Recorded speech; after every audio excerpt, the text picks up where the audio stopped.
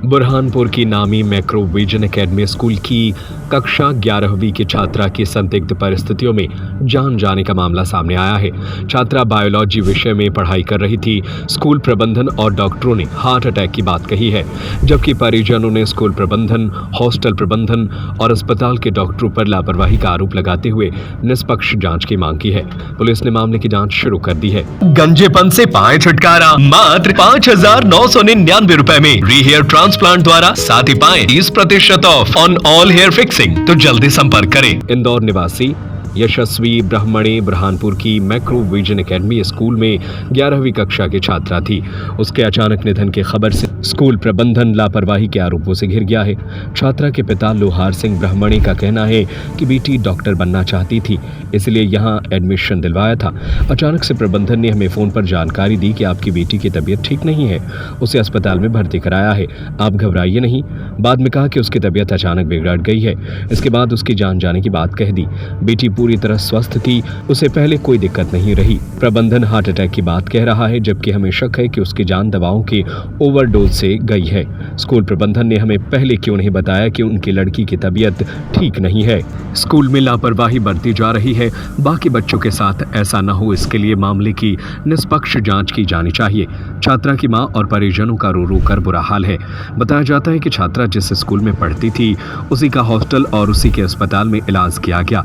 ऐसे परिजन मामले को संदिग्ध मान रहे हैं। मेरी जो बच्ची है अभी 28 तारीख को हमने यहाँ मैक्रो विजन एकेडमी में छात्रावास हॉस्टल में छोड़ के गए थे। और कौन सी कक्षा में थी? किस 11वीं कक्षा में 12वीं की तैयारी करने के लिए स्पेशल आई थी और डॉक्टर बनना था उसको, तो इसलिए तैयारी के लिए हमने छोड़ के गए थे 28 तारीख को। और जो है आज मतलब जो 23 तारीख को आखिरी बार कब बात हुई थी? आखिरी तारीख को कल जो है शाम को 5 बजे बात हुई। क्या बताई थी उन्होंने? कि मैं अस्पताल जा रही हूँ, मेरे को थोड़ा सा बुखार है, तो वार्डन के साथ जा रही हूँ।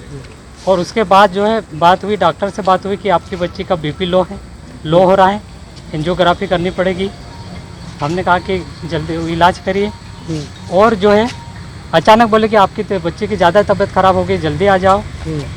और उससे पहले हमें कभी नहीं बताया गया कि आपकी बच्ची की तबीयत ज़्यादा ख़राब है, कि आप आ जाओ, बच्ची को ले जाओ। हॉस्टल वार्डन ने ना बताया हमने, ना स्कूल संचालक ने हमको नहीं बताया कि आपकी बच्ची थोड़ी तबीयत नहीं है, स्कूल नहीं जा रही है, हॉस्टल में ही रह रही है। इसके कारण से आज हमारी बच्ची की जो है जान चली। बच्ची कोई वीकनेस थी क्या? बच्ची की किसी तरह से कोई वीकनेस नहीं थी। हाइट में 6 फीट की करीब थी, अच्छी थी और किसी प्रकार की कोई बीमारी नहीं थी। और अचानक हमें तो यही लग रहा है कि जो है एक तो हॉस्टल वार्डन और स्कूल संचालक ने हमें सही जानकारी नहीं दी कि बच्ची आपकी थोड़ी तबीयत ख़राब नहीं है, तो आपको बताए कि हम आ जाए और उसको कुछ ट्रीटमेंट करा दिया है। और जो है डॉक्टर जो ट्रीटमेंट कर रहा था, किसी कारण से कोई हाई डोज दे दिया डॉक्टर ने, या किसी कारण से कुछ उन्होंने जो है कोई दवाई गलत दे दी है, जिसके कारण आज हमारी बच्ची की जान चली गई। जांच कराने को तैयार है आप लोग? हम इसीलिए पोस्टमार्टम कराने के लिए तैयार हैं कि किसी प्रकार को हमारी बच्ची को जो है हाई डोज दवाई दी गई, जिसके कारण से आज हमारी बच्ची डॉक्टर बनने वाली थी, जो आज हम उसकी डेथ हो गई और जिसके कारण से हमको ये दिन देखना पड़ रहे हैं। तो शिकायत करेंगे? शिकायत जरूर है हमारी स्कूल संचालक से कि हमको जो बताया नहीं। पेरेंट्स को स्पष्ट उन्होंने निर्देश दिया था कि आपके बच्चे बीमार होगा तो हम ज़रूर आपको पेरेंट्स को बुलाएंगे, लेकिन ऐसा कभी नहीं किया। हमको कभी भी स्कूल संचालक ने फ़ोन नहीं लगाया कि आपकी बच्ची 2 दिन बीमार हैं, और हम ज़रूर आ जाते। और हमको बहकावे में रखा और अनजान में रखा। लापरवाही है, बहुत सारी लापरवाही है। और अंतिम समय तक स्कूल संचालक मुझे बोलते रहे कि आपकी बच्ची बहुत अच्छी है, आपको टेंशन लेने की ज़रूरत नहीं है, आपको आने की ज़रूरत नहीं है। जस्ट आधे घंटे के बाद उन्होंने कहा कि आपकी बच्ची की तबीयत ज़्यादा ख़राब होगी, आप जल्दी से आइए। तो इसलिए हम रिक्वेस्ट करते हैं प्रशासन से कि स्कूल प्रशासक के विरुद्ध चौकसी जी जो है चला रहे और हॉस्टल जो वार्डन है, इनको विरुद्ध कार्रवाई की जाए। और होने वाले जो और भी बहुत सारे बच्चे रह रहे हैं हॉस्टल में और स्कूल में, उसके ऊपर इस प्रकार की जो है ऐसी कोई मतलब नौबत नहीं आए कि और भी किसी बच्चे की जान चली जाए। इसलिए हम चाहते हैं कि प्रशासन से कड़ी कार्रवाई की जाए, स्कूल संचालक को हवालात में डाल दिया जाए, बंद कर दी जाए स्कूल को। और हम चाहते हैं कि कोई अन्य बच्चों पे इस प्रकार की कोई कार्रवाई ना हो। पोस्टमार्टम रिपोर्ट के बाद आप कोई शिकायत करेंगे अपने स्तर पे? जरूर शिकायत करेंगे। ये शिकायत करेंगे कि स्कूल ने ध्यान नहीं दिया। न्याय के लिए कहाँ तक जाएंगे? न्याय तक हम आवाज़ उठाएंगे और कहेंगे कि जनता से जो स्कूल जो है बहुत चल रही कि स्कूल बहुत अच्छी है, लेकिन इसका जो रख रखाव बच्चों का जो लालन पालन है वो बहुत कमज़ोर है, घटिया है।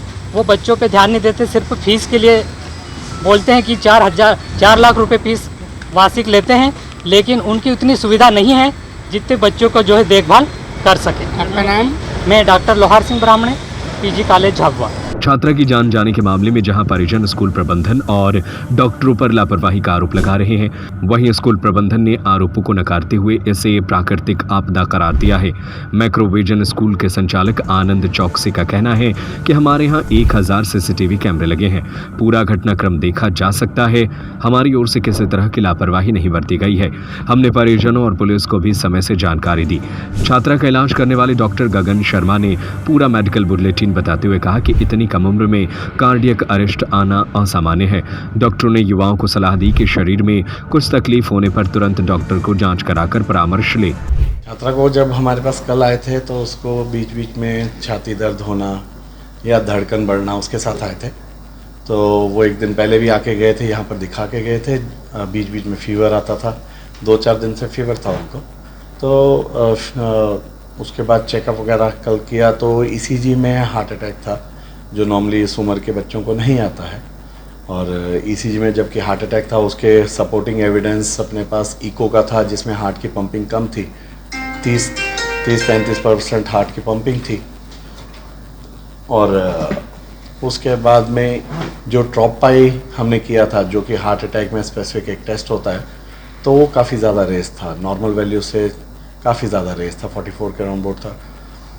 तो फिर हमने उनके पेरेंट्स को इन्फॉर्म किया। पेरेंट्स को इन्फॉर्म करने के बाद उनके जो डॉक्टर हैं उनको इन्फॉर्म किया और रिटर्न कंसेंट के बाद हमने उनको एंजियोग्राफी के लिए लिया। एंजियोग्राफी नॉर्मल थी उनकी, बीपी उनका कम था, बीपी लोअर साइड में था, धड़कन बढ़ी हुई थी उनकी। तो उसके बाद जब हमने आईसीयू में शिफ्ट किया, आईसीयू में शिफ्ट करने के बाद समवेयर अराउंड 8 o'clock तो she had sudden cardiac arrest, convulsion cardiac arrest हुआ, बीपी कम हुआ और अनकॉन्शियस हुए पेशेंट। तो उसके बाद से उसका सीपीआर शुरू किया, आइनोट्रोपिक सपोर्ट लगाए, जो बीपी बढ़ाने की मेडिसिन होती हैं वो लगाई। और उसके बाद से पेशेंट धीरे धीरे बीपी बहुत कम होता गया और उसके हाई स्पोर्ट्स देने के बावजूद भी बीपी ऊपर नहीं आया। और हमारी तरफ से जो सीपीआर है वो कंटिन्यू रहा। अप्रॉक्सीमेटली 11:30 तक हमने सीपीआर दिया, जो नॉर्मली हम 1 घंटे तक देते हैं। तो उनके लिए हमने काफ़ी देर तक मशक्क़त की। हमने सोचा कि क्योंकि यंग बच्चा है, छोटा है, शायद कोई उम्मीद बन जाए कि हो जाए, रिवाइव कर जाए, बट नहीं हो पाया। इतनी कम उम्र में जो आजकल कार्डियक अरेस्ट आ रहे हैं, उसमें रीज़न क्या है और प्रिकॉशनरी मेजर आप क्या मतलब कहना चाहेंगे, क्या हम सावधानी रखें? सर क्या होता है कि कई बार cardiac arrest in the sense कि ये 15 साल के बच्चे को हार्ट की पंपिंग कम होना एक बहुत कॉमन चीज़ नहीं है। नॉर्मली हम हार्ट की पंपिंग कम वाले इंसान को देखते हैं, यंग बूढ़ों को देखते हैं, बड़ों को देखते हैं, वो फिर भी सर्वाइव कर जाते हैं। मगर ये हो सकता है, हमें पिछला कोई एविडेंस नहीं था हमारे पास, तो हमें नहीं मालूम कि वो पहले भी कम था या अभी कम हुआ है या फीवर के साथ रिलेटेड था, जिसको हम मायोकार्डाइटिस बोल सकते हैं। हो सकता है वो हो, आगे क्या हो, like we don't know in that way. तो जो यंग छोटे बच्चों में आजकल हो रहा है, तो उसमें यह है कि अगर थोड़ा सा भी कोई दिक्कत आती है, जैसे सांस फूलना, घबराहट होना, धड़कन बढ़ना, या बच्चा खेल कूद में नहीं पार्ट ले रहा, तो उसमें अपने को सतर्क रहना चाहिए कि वो पार्ट क्यों नहीं ले रहा। ऐसा नहीं है कि वो इंटरेस्ट नहीं है या उसको कोई दिक्कत आ रही है उसकी वजह से वो पार्ट नहीं ले रहा, तो अपने को वो देखना चाहिए। सांस फूलना इसमें मेजर वो चीज़ रहती है, सांस फूलना, धड़कन बढ़ना, घबराहट होना। ठीक, आपका नाम सर? आपका नाम? मेरा नाम डॉक्टर गगन। 1 महीना पहले एक बच्ची ने 11वीं कक्षा में एडमिशन लिया था, सेंधवा की या इंदौर की रहने वाली है वो, और वो कल शाम को 4-4:30 बजे उसने वार्डन से कहा कि मेरे को दर्द हो रहा है सीने में, उल्टी हुई थी। तो इमीडिएट उसको कार में कैजुअल्टी में ले गए। वहाँ हमारे डॉक्टर्स ने बहुत मेहनत की, पर उनको समझ में आया 2D इको और ECG करने के बाद कि इसको सीवियर अटैक है। ब्लड टेस्ट वगैरह किया, सब किया। फिर पेरेंट्स से लगातार टच में थे, उनके फैमिली डॉक्टर को भी सब बातें बताते जा रहे थे कि इसका ऐसा ऐसा हो रहा है, और उनसे इजाज़त ली व्हाट्सएप पे रिटर्न में। उसके बाद ही हमने एंजियोग्राफी के लिए भेजा। एंजियोग्राफी में कुछ भी नहीं निकला, तो फिर उसको कैजुअल्टी में ले जा रहे थे आईसीयू की तरफ, तो वहाँ जाते जाते उसको सीवियर अटैक आया। 10-12 जो सुपर स्पेशलिस्ट डॉक्टर हैं उन्होंने बहुत मेहनत की, लगातार प्रयास किए, 4 साढ़े 4 घंटे तक जो कुछ वो कर सकते थे, पर वो बच्ची सर्वाइव नहीं कर पाई। बहुत दुखद बात है। सर, परिजन आरोप लगा रहे हैं कि है ना प्रबंधन की लापरवाही का। नहीं, प्रबंधन की लापरवाही के क्या होता है कि पुलिस को हमने सबसे पहले ही खबर कर दी थी, और हमारे यहाँ हर चीज़ मिनट टू मिनट, सेकंड से सेकंड रिकॉर्ड होती है। बच्ची हॉस्पिटल से कब निकली, कैजुअल्टी कब पहुंची, कौन सा डॉक्टर पहुंचा, क्या इलाज हुआ, पेरेंट्स से जितनी बातें की पिछले 2 दिन में, वो सब की रिकॉर्डिंग हम पुलिस प्रशासन को दे चुके हैं। तो हमारे यहाँ करीब करीब 1000 कैमरे लगे हैं, और हर पल हर चीज़ की फुल रिकॉर्डिंग होती है। तो किसी भी तरीके की लापरवाही का प्रश्न ही नहीं उठता। मैं 4000 लोगों को इस कैंपस में लेके चल रहा हूँ, तो लापरवाही नहीं है, लेकिन अब चूंकि वो एक प्राकृतिक आपदा है तो दुखद तो बात है, हम भी दुखी। कम उम्र में छात्रा पर आई मुसीबत से हर कोई हैरान है, जहां परिजनों का रो रो कर बुरा हाल है और बेन्याय की मांग कर रहे हैं। पुलिस ने भी मामले में मर्ग कायम कर छात्रा का पोस्टमार्टम कराया। टीआई पुलिस थाना लालबाग अमित सिंह जादौन का कहना है कि पोस्टमार्टम रिपोर्ट आने के बाद ही कारण स्पष्ट होगा, इसके बाद आगे की कार्रवाई होगी। उसका पीएम करवाया है मृत्यु का कारण जानने के लिए। पीएम हो जाए, जो भी रिपोर्ट आएगी उसके हिसाब से फिर आगे कार्रवाई होगी। एकदम दृष्टिया क्या लग रहा है सर?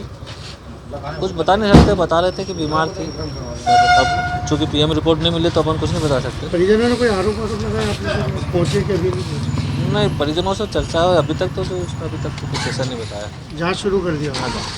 गंजेपन से पाए छुटकारा मात्र 5,999 रुपए में री हेयर ट्रांसप्लांट द्वारा, साथ ही पाए 30% off on all hair fixing. हमारा पता है फेसिया फैमिली सैलून, महाराष्ट्र बैंक के सामने, टिली रोड, सागर। हमारा मोबाइल नंबर है 7692969387 8770380207। तो जल्दी संपर्क करें।